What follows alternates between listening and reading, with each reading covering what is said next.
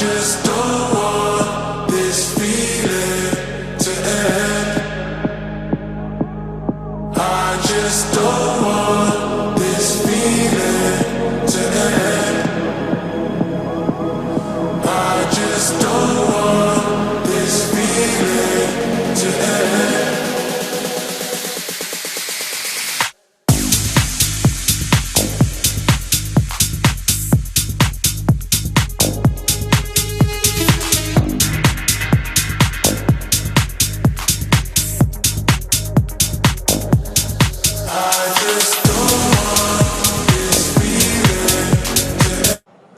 Buenas noches para todos. Les damos la bienvenida a todos los asistentes a Colombia 4.0, quienes nos acompañan de manera presencial aquí en Corferias y quienes nos acompañan desde la transmisión vía streaming en la página www.col40.co, el evento en donde soñamos digital y lo hacemos real.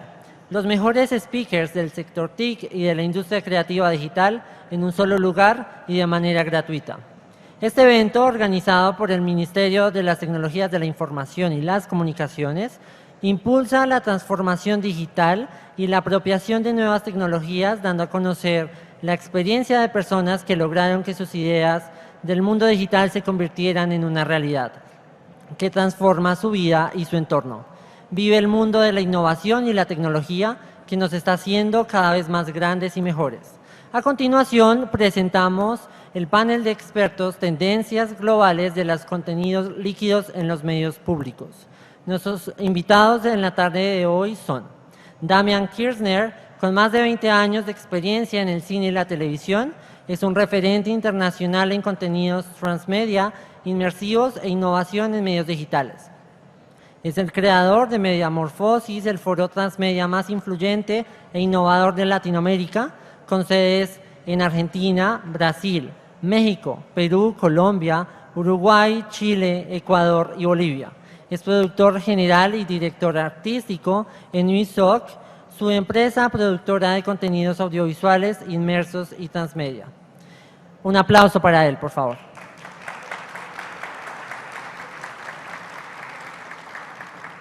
También tenemos a Gabriel Levy, asesor y consultor en TIC, Comunicaciones y Transformación Digital, profesional en el área de las comunicaciones, con título de posgrado en el área de la comunicación digital, docente e investigador de las universidades de Antioquia, externado y nacional de Colombia, coordinador académico de Andina Link, una de las ferias más importantes de telecomunicaciones en Latinoamérica, investigador asociado del Observatorio Latinoamericano en Regulación, Observacom. Un aplauso para él, por favor.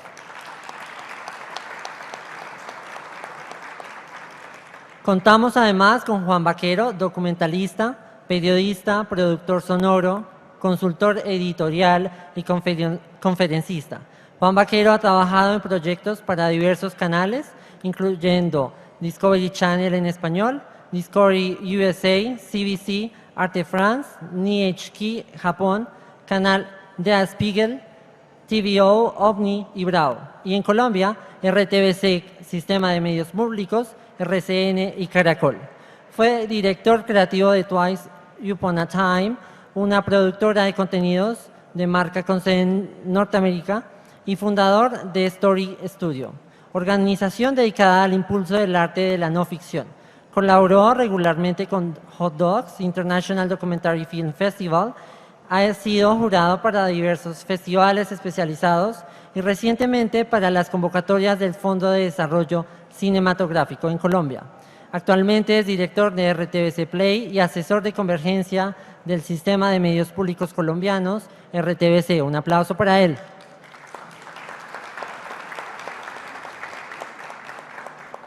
Finalmente tenemos a María Cecilia Londoño, coordinadora de GET del fortalecimiento al sistema de medios públicos. Un aplauso para ella, por favor.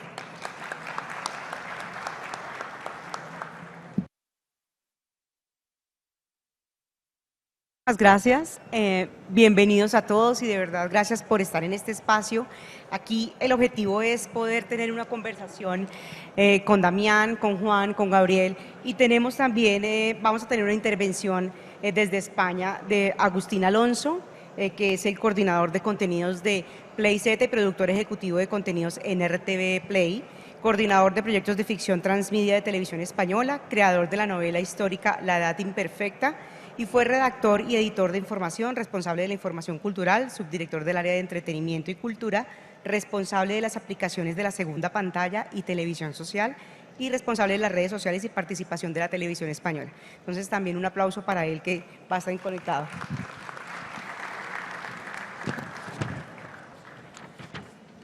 Bueno, y vamos a comenzar. Varias de las personas que iban a participar en el panel o que iban a estar acá nos decían, el nombre está bastante complejo en el tema de los contenidos líquidos. Entonces vamos a intentar explicar un poco qué es el tema de los contenidos líquidos y por qué personas como Damián, Juan, Gabriel y en el caso de Juan, particularmente pueden explicarnos un poco ese concepto de cómo venimos hoy manejando el tema del concepto de los contenidos líquidos.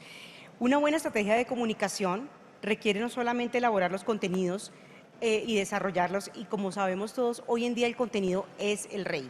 El rey en dónde o en qué plataforma, o en la televisión, o en el celular, o en un dispositivo, definitivamente, y en eso nos habíamos basado, y es, si el contenido es bueno, no importa la plataforma, no importa el lugar, no importa cómo se esté dando. Pero resulta que al tomar este contenido y al volverlo de alguna manera, como podríamos decirlo, líquido, es decir, pasarlo por una licuadora y nosotros poder contar con ese contenido en diferentes dispositivos. Es decir, que se hable de una manera totalmente diferente en diferentes plataformas, en diferentes formatos, en la expresión diferente, no solamente del video, de radio, de audio, digamos que del medio o de la transformación de ese contenido es lo importante.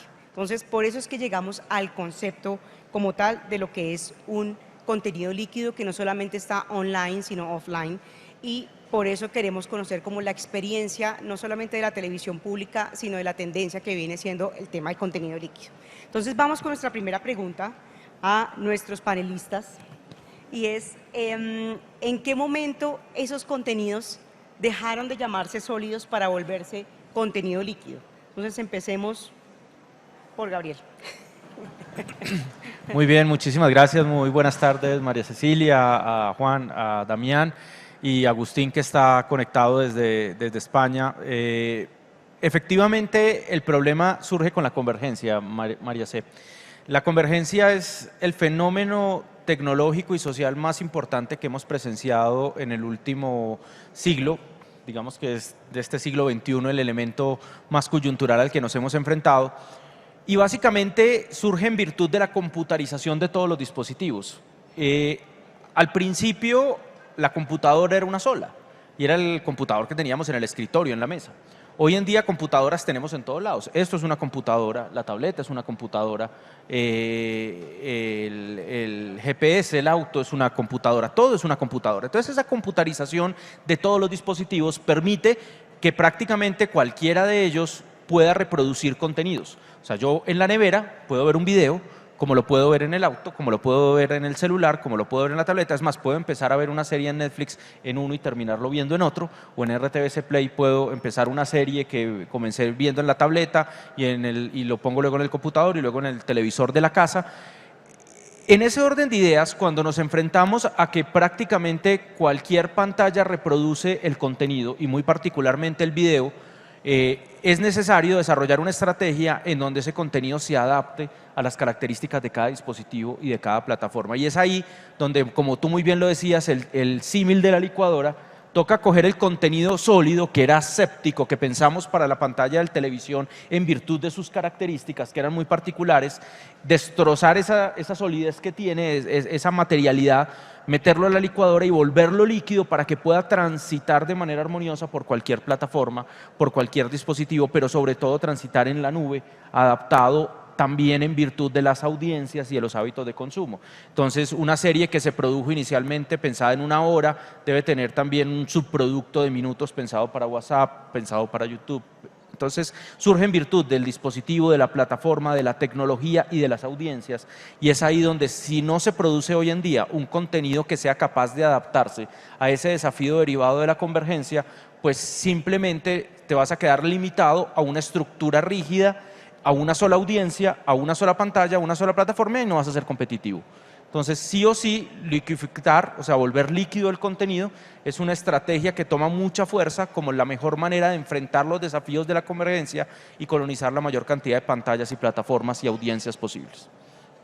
Entonces, el contenido, la virtud del contenido líquido es no solamente como se hacía en digamos que hablemos lo de la época de antes, y es, yo tengo un producto y un contenido diseñado para una única audiencia o para un segmento específico, sino el objetivo de volver este contenido líquido es que pueda diversificarse en diferentes audiencias, que pueda lograr y llegar lograr un gran impacto en diferentes audiencias, no solamente si es exclusivamente contenido infantil, pero al tenerlo a través de otro medio, a través de otra plataforma, pueda de alguna manera llegar a quien no estábamos esperando. Esa es como una de las virtudes del contenido líquido. Hola, hola. Hola, ahí está. Si el objetivo que tenemos es llegar a la mayor cantidad de audiencia posible, tenemos que entender los hábitos de esa audiencia, dónde está, de qué manera mira el contenido, en qué momento del día, a través de qué plataforma, y si tenemos ese objetivo de llegar masivamente a la mayor audiencia posible, necesitamos distribuirlo de diferentes formas, en diferentes momentos y en diferentes formatos. Puede que no tengamos esa voluntad. Un director de teatro que hace una obra de teatro para una sala pequeña, quiere que esa obra de teatro se vea en una sala pequeña, para un público pequeño, y es una experiencia que busca esa experiencia con ese público. Pero cuando el objetivo es la masividad, tenemos que entender el hábito de consumo de nuestro público y preparar nuestro contenido para lograr esa masividad, ¿sí? Si no, nos vamos a quedar frustrados en que el contenido no llega, no logra conectar. No es lo mismo, no es solo que el contenido esté preparado en el formato adecuado. Vamos a un ejemplo muy obvio. Para el celular necesitamos que las letras sean amarillas y grandes en un video para verlo cuando estamos viajando en el subterráneo o en el colectivo, porque hay que leerlo mientras se mueve en una pantalla muy pequeña. Si el contenido no está preparado así, no lo podemos ver, tan simple como eso, no llega, el objetivo no se cumple. Entonces es prepararlo, pero también es distribuirlo en ese momento. Si yo quiero hablarle a los trabajadores con mi mensaje, es probable, y sé que durante el viaje en el bus leen y se informan, yo tengo que distribuir mi contenido para que esté en ese momento. Entonces es bastante complejo, es entender en qué formato, en qué canal y en qué momento voy a distribuir para apuntar a qué público.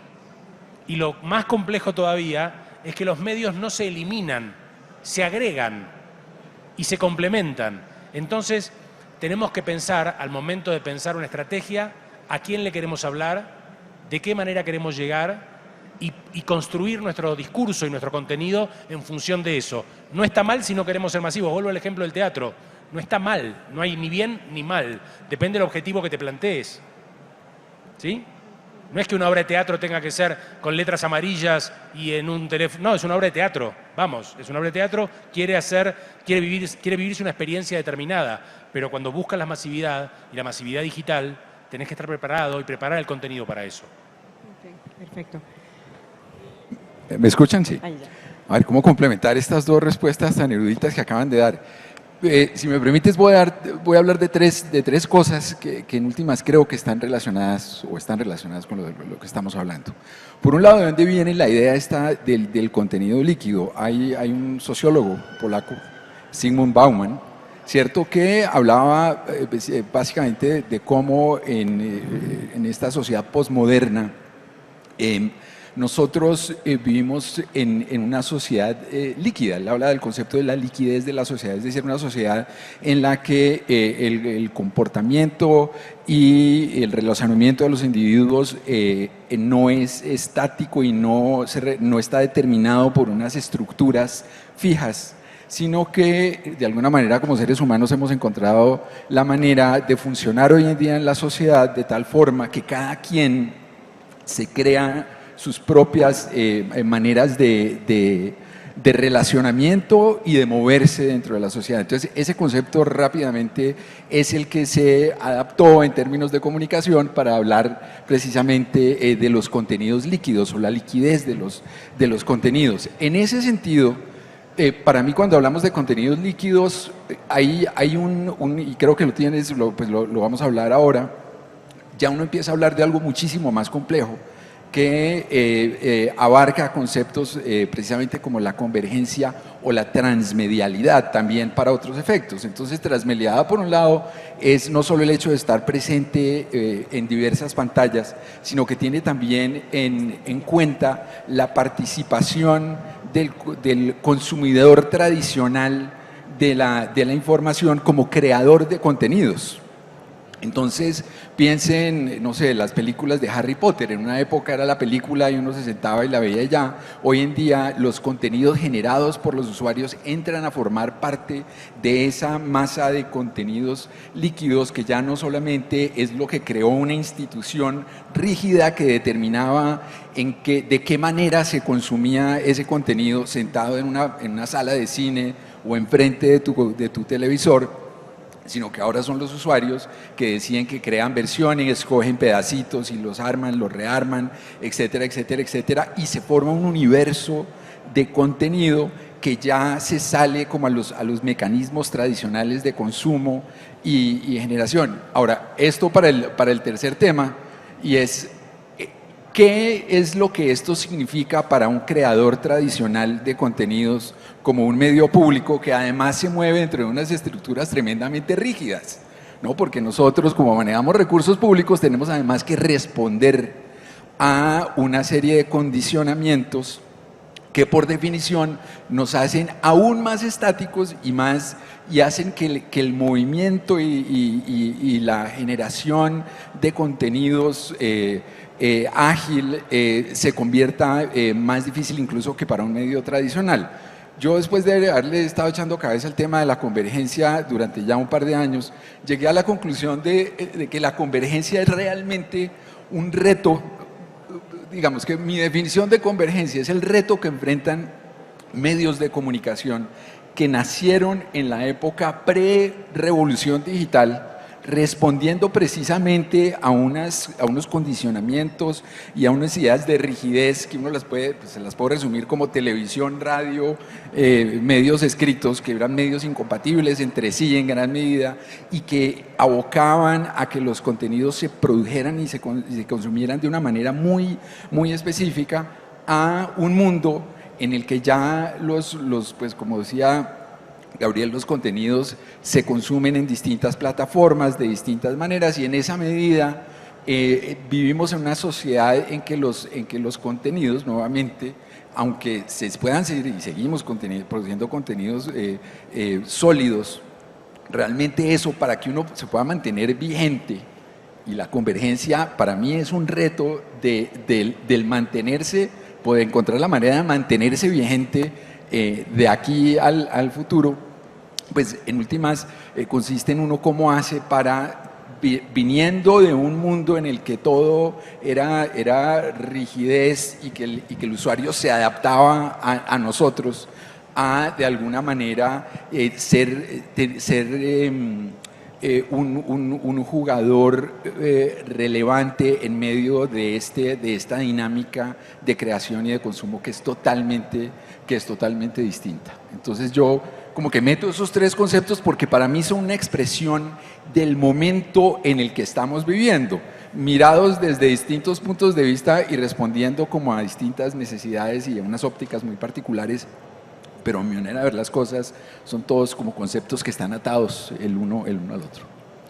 Perfecto. Cuando nosotros comenzamos o cuando hablemos de años atrás, de ese concepto y ese criterio convergente, lo que se buscaba era tener un contenido distribuido en diferentes dispositivos. El mismo, pero simplemente para querer abarcar muchísimas más audiencias y querer llegar a más gente, o por lo menos así comenzamos en los medios públicos, y creo que también comenzaron todos los medios de la misma manera. Y lo que se llamaba convergente era eso, era el mismo contenido en diferentes plataformas, que es lo que hoy tenemos y ya lleva unos años en esa transformación de cómo llegamos de una manera diferente con ese contenido a través de los diferentes medios.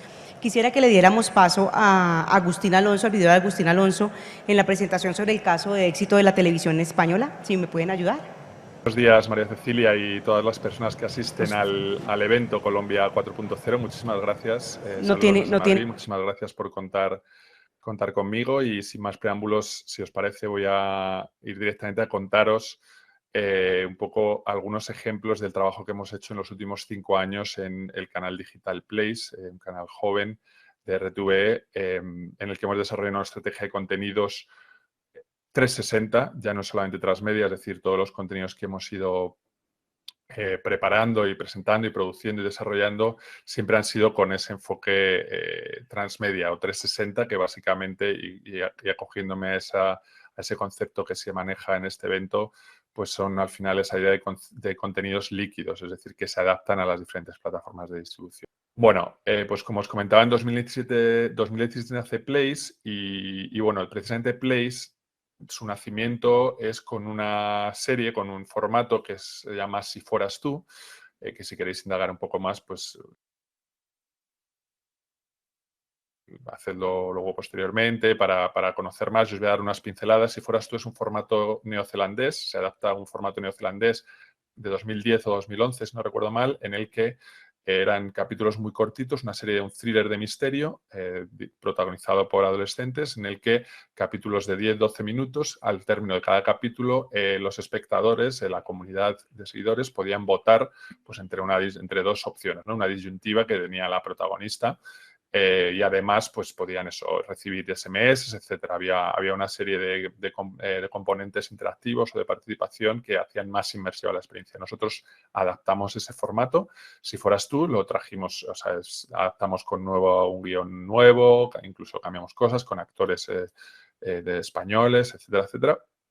Y entonces el mismo formato, eran 8 capítulos de 10-12 minutos y, bueno, de hecho el primero era de 20 minutos para que fuera un poco más largo, de hecho ese se emitió en televisión lineal y luego a partir de las votaciones que se hacían en redes sociales cada semana, esa disyuntiva, al final se empaquetaba todo en una TV Movie que se emitió en televisión española y la verdad es que, bueno, si vais a YouTube, a nuestro canal de YouTube, veréis que tiene muchos millones de visualizaciones. O sea, la verdad que funcionó muy bien. Entonces, os voy a poner, si queréis, un vídeo en el que se explicaba un poco la dinámica, la mecánica, perdón, sí, la dinámica de esta serie para que, bueno, quizá os ayude un poco más a entender esto que a lo mejor en teórico o en conceptual es más complicado. Hola, me llamo Alba Ruiz Alonso. Soy la protagonista de Si fueras tú y voy a necesitar tu ayuda. ¿Te unes?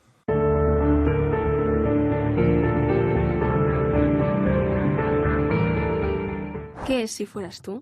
Es una serie digital interactiva y transmedia. Vamos, que con tu opinión y tus votos podrás cambiar la historia. Sí, no pongas esa cara que va en serio.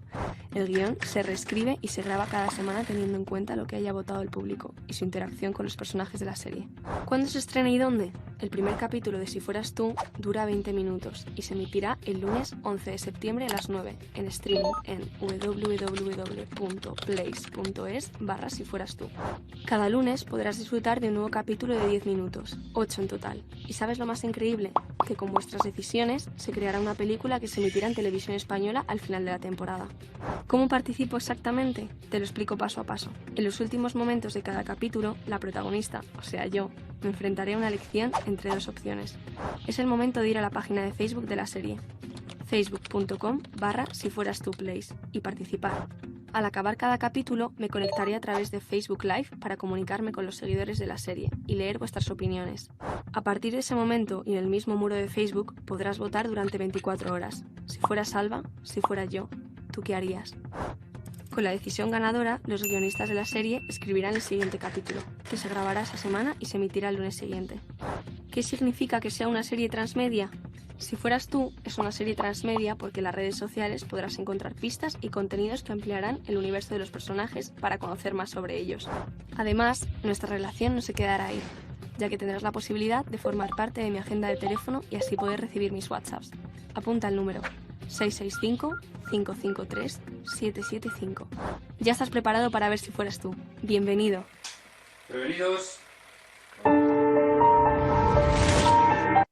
Bueno, pues esta es un poco fue nuestro lanzamiento y la verdad que, como les comentaba, la verdad que funcionó muy bien. También es cierto que era un contexto de contenidos y de series muy diferente al que hay ahora, porque en aquel momento ni siquiera Élite, ¿no? La serie de Netflix había sido lanzada, que se lanzó un año después, con lo cual realmente no había mucho contenido de ficción para gente joven, con lo cual eso lo multiplicó y además luego funcionó muy bien porque los protagonistas de la serie luego han tenido mucha repercusión, entre ellos María Pedraza, que es la protagonista y que también de hecho estaba en la primera temporada de Élite.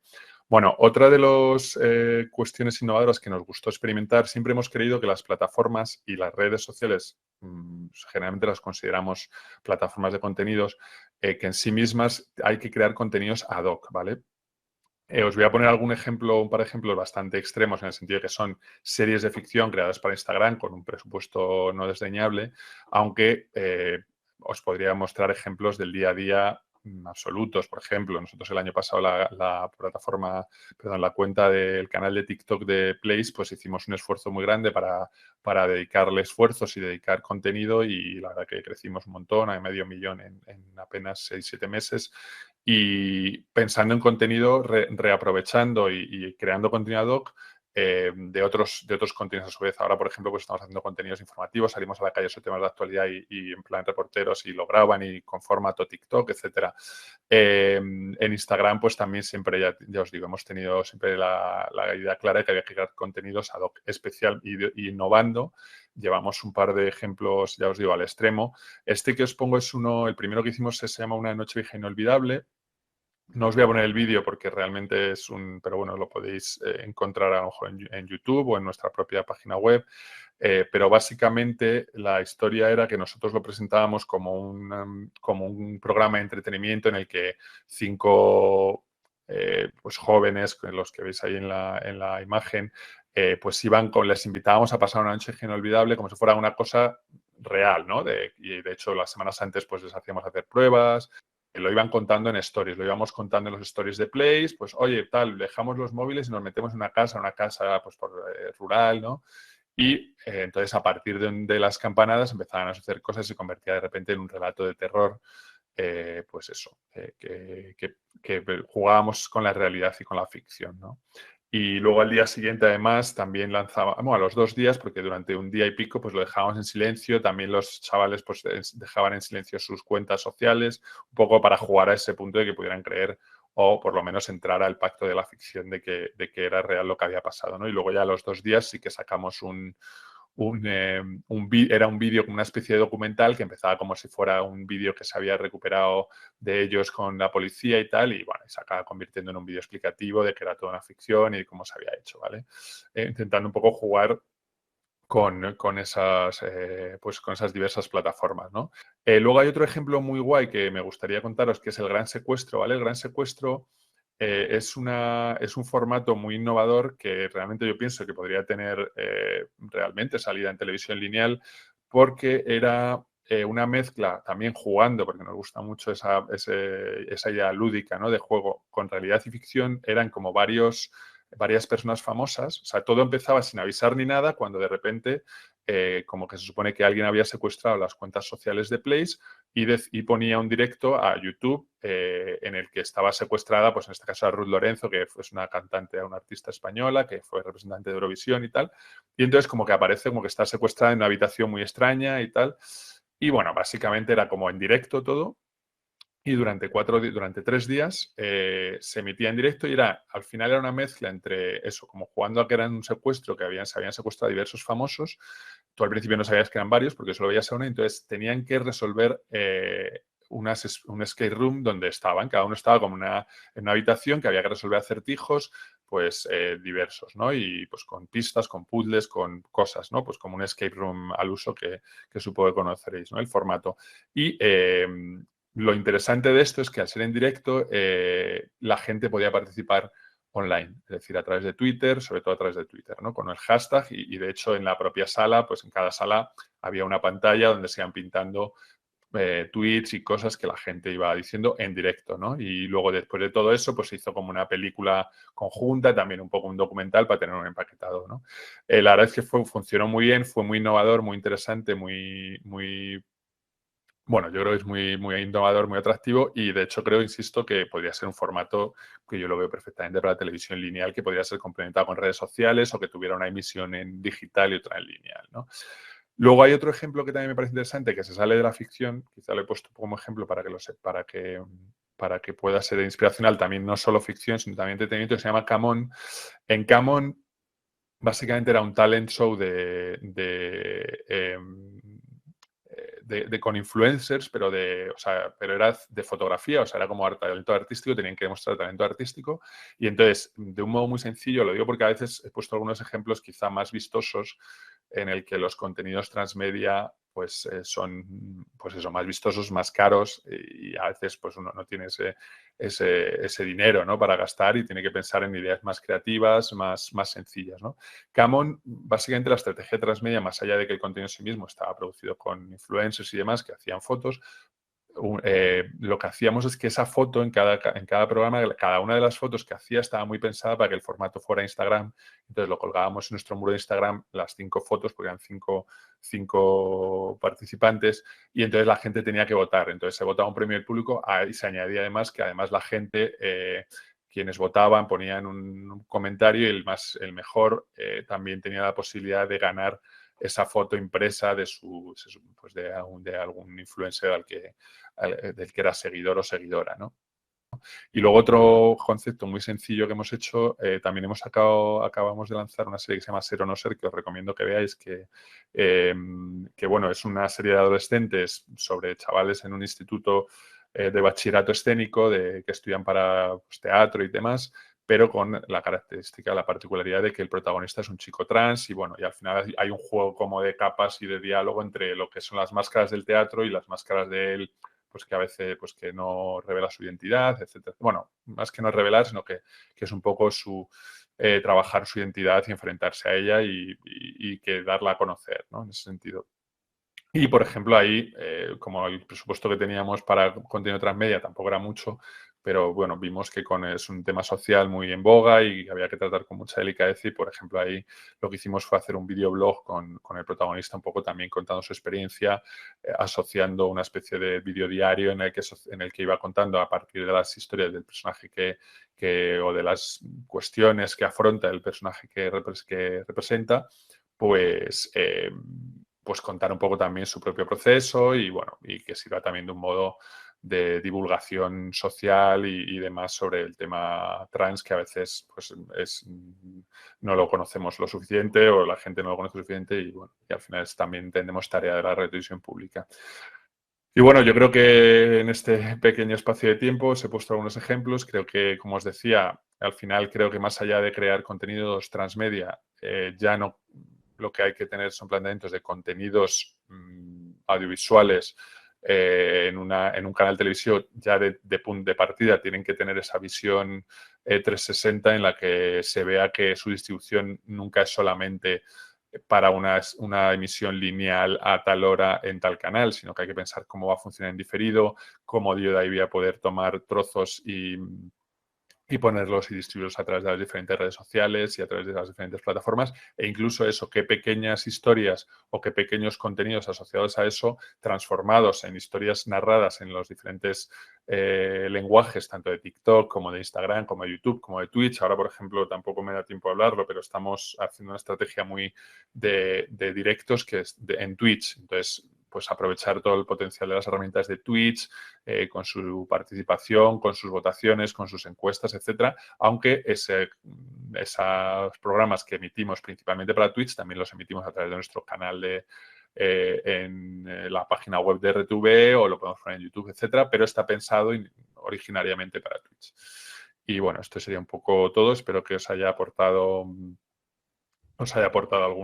algunas ideas. Ya os digo, sobre todo creo que lo más interesante a veces son ejemplos concretos que nos sirvan de inspiración, aunque a veces sean quizá por tamaño a lo mejor demasiado ambiciosos para los presupuestos que manejemos, pero bueno, al final el concepto es intentar contar las historias desde diferentes plataformas y desde diferentes lenguajes. Soñamos digital, lo hacemos real. Bueno, escuchamos a Agustín frente a la experiencia de la televisión pública española, en el cual ellos desarrollan esos contenidos transmedia o esos contenidos líquidos y cómo han venido avanzando en su estrategia. Yo tengo una pregunta para Damián, basándonos desde la televisión pública y los recursos que tenemos para ella, y es: ¿hacer contenidos líquidos es mucho más costoso que hacer contenidos sólidos? Si nos ponemos, digamos que en ese panorama de comparar no solamente con las diferentes plataformas o no solamente en la transformación del contenido. En términos de costo, no es más costoso.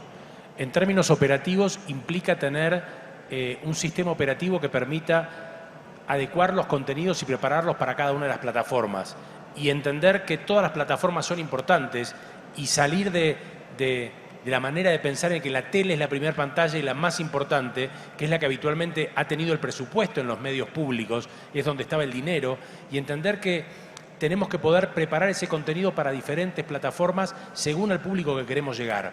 Hacer un programa de televisión abierta a la tarde para adolescentes probablemente sea un costo muy grande y nunca llegues a tu audiencia porque no están ahí los adolescentes, no están mirando televisión abierta. Probablemente sea más factible lograr conectar con ellos en otros horarios y en otras plataformas, on demand o en directo, pero de diferentes maneras, acercarse a las plataformas donde ellos estén. En definitiva, la respuesta es no es más costoso. Lo que es difícil en los medios públicos, que es un poco lo que decían recién, es romper las estructuras tradicionales, que hay que rendir cuentas, y armar nuevos departamentos que atiendan nuevos medios. No debe haber en los medios públicos tradicionales un área que atienda Twitch. No deben tenerla. No deben haberla creado, y crearla es mucho más complejo para un medio público que para una productora independiente. Debe ser bastante más difícil romper la lógica de funcionamiento dentro de un medio público que, bueno, por ejemplo, en Argentina también tiene vinculación muy fuerte con sindicatos, con regulaciones sindicales que permiten la utilización de determinadas herramientas y otras no. ¿Sí? No es lo mismo sindicalmente la utilización de una cámara que la utilización de un celular, que un video pequeño, que un video producido de manera broadcast. Entonces, vuelvo a repetirte, no es más costoso, es más complejo, es más lento, y hay que ir preparándose para ese cambio, porque el cambio es inevitable y los medios públicos tienen que ir acompañando, porque si no, si los medios públicos siguen hablando solo a través de las plataformas tradicionales, le van a hablar cada vez a menos público. Tienen que incorporar otras plataformas para poder hablarle a otro público. Y no es que Twitch o YouTube en directo o un directo de Instagram valga menos, vale lo mismo. Vale lo mismo en el sentido de lograr conectar con la audiencia y llegar. Si yo quiero ir a un público adolescente, bueno, tengo que conectar con eso. Es un gran desafío para los medios tradicionales públicos este cambio. Creo que ahí está el desafío. ¿Sí quieres hablar? Sí, yo quisiera complementar a propósito de lo que menciona Damián, que hay un caso muy reciente que conozco de primera mano porque asesoro al canal Telecafé, y justamente veníamos haciéndonos esa pregunta. Se estaba invirtiendo mucho dinero en la franja de la tarde, que es una franja además que es obligatoria porque hay que destinar unos recursos para contenido juvenil que definitivamente los jóvenes no estaban viendo. O sea, los jóvenes no veían ese contenido, se llamaba Área 53 y bueno, un montón, no funcionaba. Entonces se hizo una reingeniería y nació después de la pandemia un contenido que se llama Encerrados. Es un contenido gamer que se produce en simultánea por Twitch. No se sabe quién le da audiencia a quién, pero en general es más Twitch la que le trae la audiencia al canal, y luego el canal termina al mismo tiempo alimentando la audiencia de Twitch con unos niveles de interacción impresionantes, en donde la frontera de si están jugando, se está haciendo un programa de televisión o se está haciendo un streaming en vivo no existe. O sea, es imposible diferenciarlo.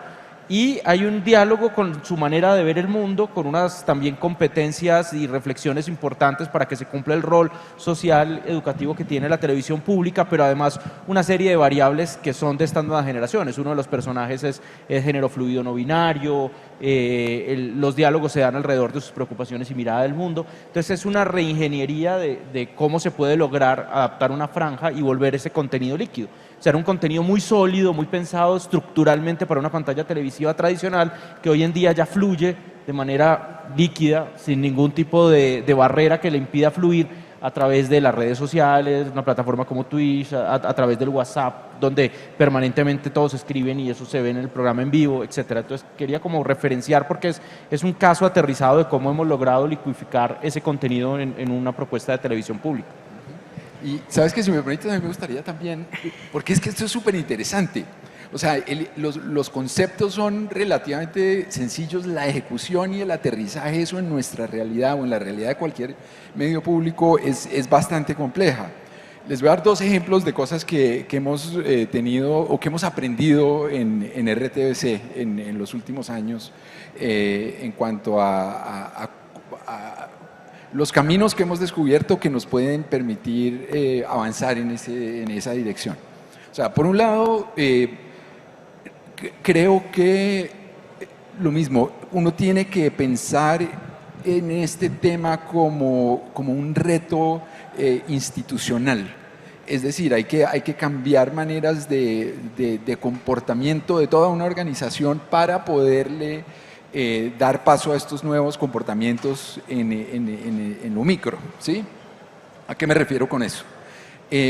Digamos que durante el tiempo que he estado yo en RTBC, el primer año, por ejemplo, le invertí mucho tiempo y energía a tratar de sacar adelante proyectos pequeños y específicos, que es un ejercicio que toca hacer y que se sigue haciendo, pero que siempre se encontraban, digamos que con dificultades que impedían que realmente el proyecto pudiera tener el alcance y el impacto que nosotros estábamos buscando.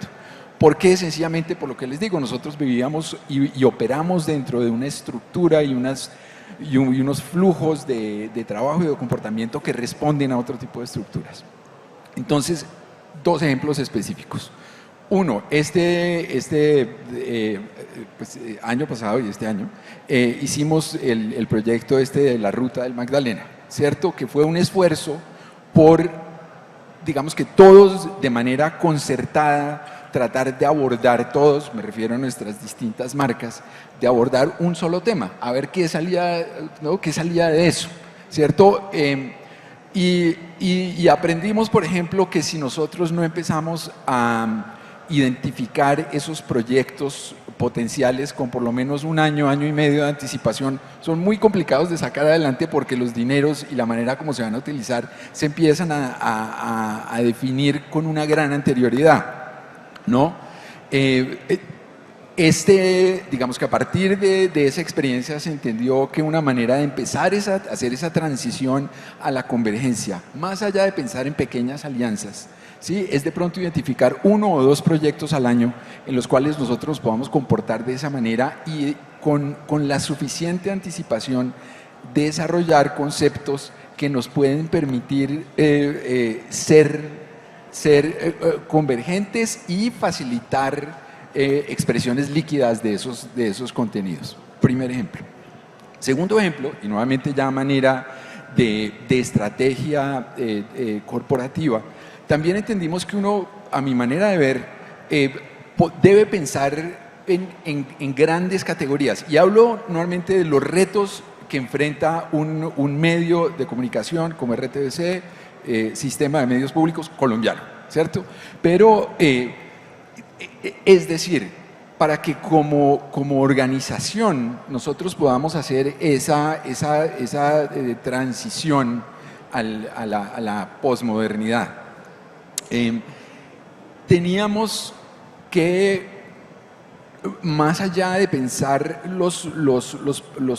en términos de proyectos específicos, era también importante pensar en términos de categorías transversales, ¿cierto? Que nos permitieran a nosotros comportarnos de manera estratégica, coordinada y empezar a existir frente a los ojos de los colombianos como un medio unificado que tiene muchas expresiones, ¿sí? Entonces nosotros ya desde hace un tiempo empezamos a implementar con todo el grupo que trabaja la convergencia esta idea de contenedores temáticos, ¿cierto? Que están relacionados un poco con cuál es el tipo de contenidos que consumen nuestros usuarios. Entonces, la gente va a RTBC porque quiere consumir cine, quiere consumir música, quiere consumir hoy en día podcasts. Entonces, empezamos a diseñar conceptos, ¿cierto? Que aunque muchos de los contenidos específicos que vayan dentro de estos grandes contenedores pueden tener una liquidez, digamos que limitada, una expresión líquida limitada, el conjunto sí equivale a una expresión convergente que facilita en últimas la liquidez. ¿Por qué? Y con esto redondeo la respuesta. Porque la contraparte de este concepto de los contenedores temáticos es que de parte de la audiencia nosotros debemos identificar unas comunidades de interés específico que sean el espejo de esas líneas de contenido que nosotros trabajamos, que es el otro tema que estamos empezando a desarrollar. Es decir, si RTBC es contenedor música, contenedor cine, contenedor información, lo que fuere, por el otro lado tenemos que empezar a desarrollar unas bases de datos que nos permitan identificar y hablarle de manera directa a esos usuarios que están interesados en la música, en el cine, en la información, lo que fuere, evitando trancones de información al interior nuestro, ¿cierto? Para que faciliten y permitan ese comportamiento más propio de la sociedad actual, donde, pues como ya hablamos, pues la gente tiene que tener el espacio para no solamente para encontrar contenidos en distintas pantallas, sino también para ser parte del proceso de creación. En esa medida, digamos que aunque hay, digamos que infinidad de ejemplos de cosas que estamos haciendo nosotros, digamos que para mí en términos estratégicos, esos son como los dos frentes importantes en los cuales nosotros hemos venido encontrando como el camino para avanzar en medio de un andamiaje legislativo también y normativo que no necesariamente es el más conducente a un comportamiento que genere contenidos líquidos como resultado final, por todas las razones que hemos venido hablando. Entonces, digamos, es un contenido súper sencillo que se torna súper complejo, pero en últimas es súper sencillo y súper apasionante, ¿no? Si uno lo piensa en esos términos. Y luego pues ya vendrá pues obviamente la discusión de proyectos específicos que aquí nos podemos quedar un par de días hablando de ejemplos de qué ha funcionado y qué no ha funcionado, pero como estrategia me parece que ahí está la esencia de la conversación. Perfecto. Y ahí Juan nos responde dos preguntas importantes que le teníamos a él, y es cómo se incorpora ese concepto de contenidos líquidos en RTBC Play, en esa plataforma, y también qué contenía ese catálogo de RTBC Play en contenidos líquidos. Entonces digamos que ahí nos has contado como la experiencia de la Ruta Magdalena y de cómo se ha incorporado eso. Bueno, ya nos quedan solamente 5 minutos, entonces no sé si damos preguntas al público o les hago una última pregunta a ustedes. Una última pregunta, bueno, listo. Para Damián, ¿cómo percibes tú los medios públicos colombianos respecto al resto de la región? Bueno, no soy un experto, pero como te decía hoy cuando charlábamos a la mañana, yo veo que hay una política pública en los medios colombianos que me ha tocado participar como jurado y también en Mediamorfosis, que es un evento que yo realizo, después voy a hablar de eso, donde recibimos proyectos colombianos que están siendo fomentados y que están articulados con los medios colombianos con una calidad, con un compromiso y un cariño por las historias locales, por el idioma local, por las historias de los pueblos regionales, con una continuidad en la tarea. Se ve que permanentemente vuelven a haber nuevos proyectos que están entrando en nuevas convocatorias, lo cual genera que se puedan ir perfeccionando los proyectos. Me parece que hay un camino muy interesante que comenzaron, que más allá de los cambios políticos que puedan haber en este país o en la región, es muy importante que las políticas públicas de los medios públicos que ayudan a comprender las nuevas lógicas mediáticas. Aquí se ha trabajado muy fuerte, yo he venido a varios BAM, he sido invitado a diferentes eventos aquí y vengo viendo cómo vienen trabajando y cómo vienen fomentando desde los medios públicos y también en diferentes encuentros las nuevas lógicas narrativas que han traído las nuevas tecnologías, ayudar a las universidades a prepararse para preparar a los estudiantes, ayudar a los estudiantes a vincularse con los medios públicos y con los medios privados de una nueva manera. Me parece que hay ciertas políticas de participación de los nuevos jugadores del mercado de los contenidos, que es muy importante que continúen más allá de los cambios políticos que puedan haber. Es importante planificar a mediano plazo. Hay cosas que llevan tiempo. Es necesario desarrollar la creatividad, necesita un tiempo de desarrollo. Entonces, si los concursos o los llamados para generar contenidos para los medios públicos se cortan, es muy difícil pensar un proyecto. Es muy importante que eso sea lo que llamamos ventanilla continua, que todos los años o cada 2 años se abra un concurso y sepamos que ese concurso va a estar funcionando y que eso va a vincularse con los medios públicos para que podamos preparar nuestros contenidos. Lo que yo espero es que puedan continuar este tipo de llamados, este tipo de concursos. Me parece que están creando una generación de narradores que está teniendo claramente una visión y un entendimiento de los nuevos medios muy importante. Hay una buena articulación con las universidades públicas. Me parece que hay un buen camino y espero que continúen, insisto, más allá de que puedan haber o no cambios políticos. Y esto es un problema que hemos tenido en muchos países de la región. No lo digo particularmente por Colombia porque no soy un experto, no conozco exactamente la política pública de Colombia, pero en nuestra región muchas veces cuando hay cambios en las instituciones, en los gobiernos, se cortan las políticas públicas y es muy importante que puedan continuar más allá de los gobiernos. Son políticas públicas no gubernamentales, son públicas. Perfecto. Bueno, creo que ya se nos acabó el tiempo. No sé si alguien del público tiene alguna pregunta para Damián, para Juan, para Gabriel.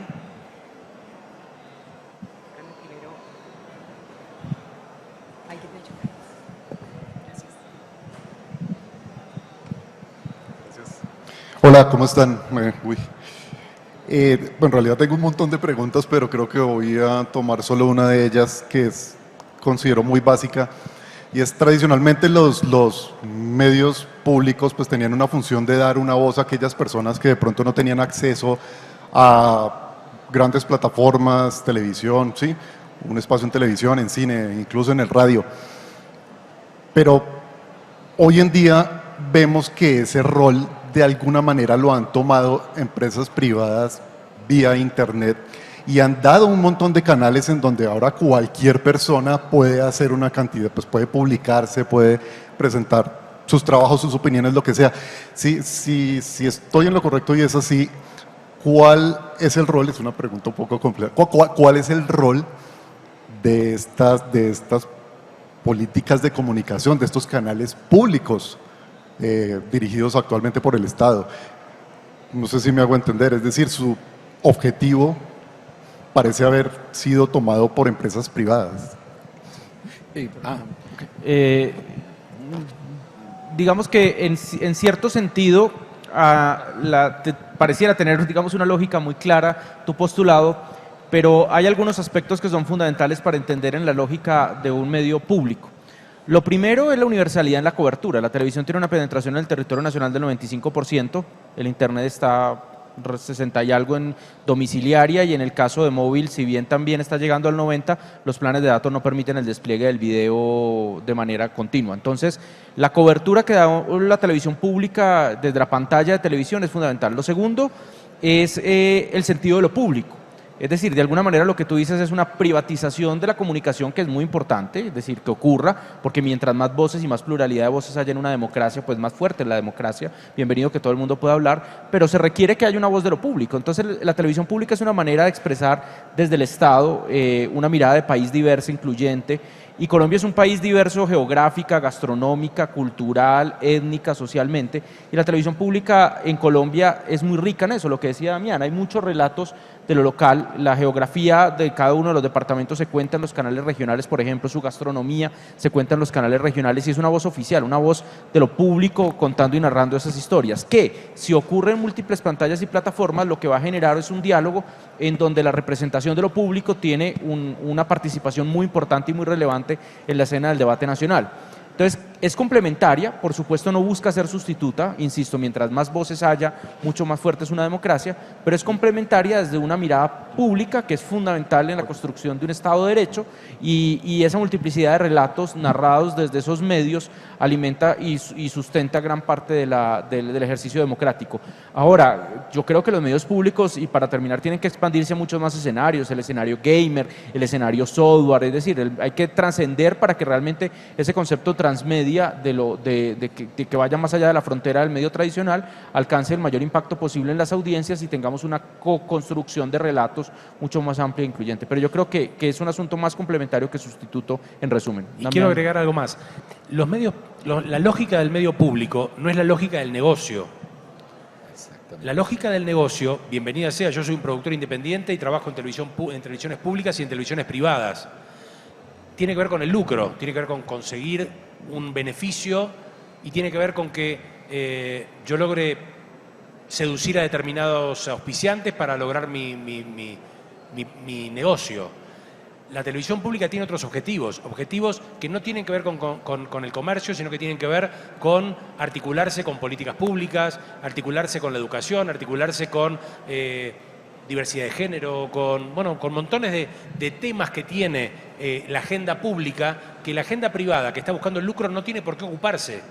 Entonces, una lógica no de negocio, sino de comunicación articulada con la agenda de cultura, la agenda de educación, la agenda de género, la agenda de diversidad, lo pueden hacer los medios públicos. No lo van a hacer los medios comerciales, lo van a hacer si es negocio, si no, no lo van a hacer. Entonces hay que entender que los medios tienen diferentes lógicas y la comunicación pública y el rol del Estado tiene que ver con cumplir eso. Y agrego algo más, perdón, y es que la comunicación que vos estás contando, que está reemplazando esto en los diferentes lugares, que cualquiera transmite desde cualquier lugar, son en general comunicaciones o producciones de muy bajo coste. No son producciones con complejidad, no hay presupuesto para producir de esa manera en redes a través de... Y los medios públicos tienen que poder tener cierto grado de complejidad para que artistas, autores, periodistas puedan desarrollar obras también, que no tienen por qué ser un negocio. Tienen que cumplir otros objetivos. Perdón. Buenas tardes, mi nombre es Andrés Vallejo, yo soy productor independiente. Yo quisiera hacer de pronto un paréntesis a lo que dice el señor productor, y es que es muy diferente producir para televisión de la que estamos acostumbrados, de la televisión abierta, y producir para televisión o para redes. ¿Por qué? Porque las personas se pueden acostumbrar a media hora de programa, pero no le van a aguantar la misma media hora ni en TikTok, ni en Facebook, ni en YouTube. Y para eso se debería requerir más producción y más productores. Y aquí en Colombia hay mucha traba para poderle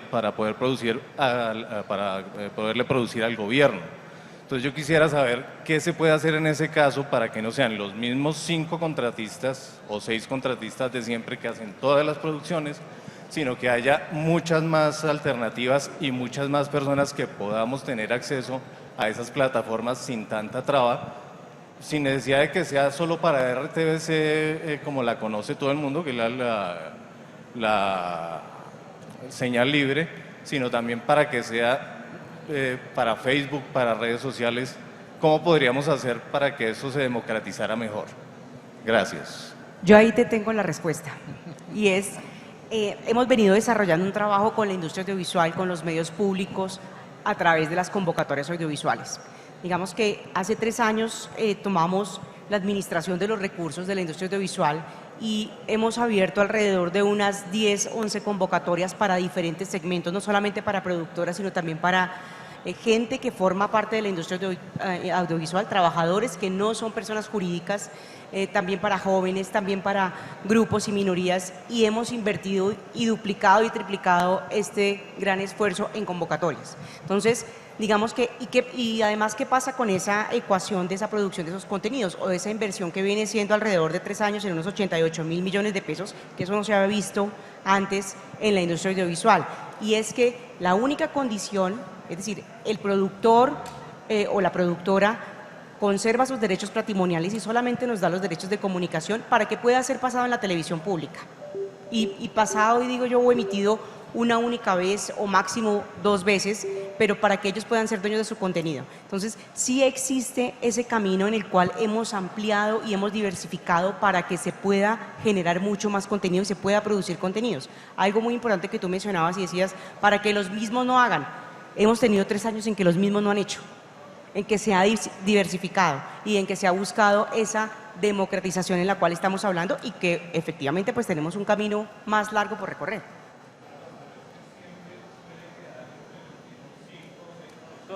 Y lo digo por experiencia propia, ¿sí? Lo digo por experiencia propia porque yo ya he entrado a esas licitaciones, nunca se queda y se quedan siempre las mismas personas. O sea, anualmente hay un cambio de dos productores por mucho. De resto, la verdad, las otras personas que producimos, que somos muchas en el país, que inclusive hemos producido para redes, que tenemos la experiencia, no hay esa oportunidad. Y pretenden sacar un programa de pronto hecho para televisión normal, para televisión comercial normal, para meterlo en redes, y eso es algo totalmente diferente, eso se viene manejando totalmente diferente. Es por eso que le mencioné ese caso. Nosotros tenemos un micrositio en el cual publicamos todas las empresas y productores que van ganando las convocatorias. Ahí digamos que uno puede hacer como un chequeo cruzado de la información, y en los canales también, digamos que también los canales tienen esa obligatoriedad de aperturar esa convocatoria a la industria de la región. Bueno, muchísimas gracias a todos, gracias Damián, gracias Juan, gracias Gabriel y gracias por el tiempo.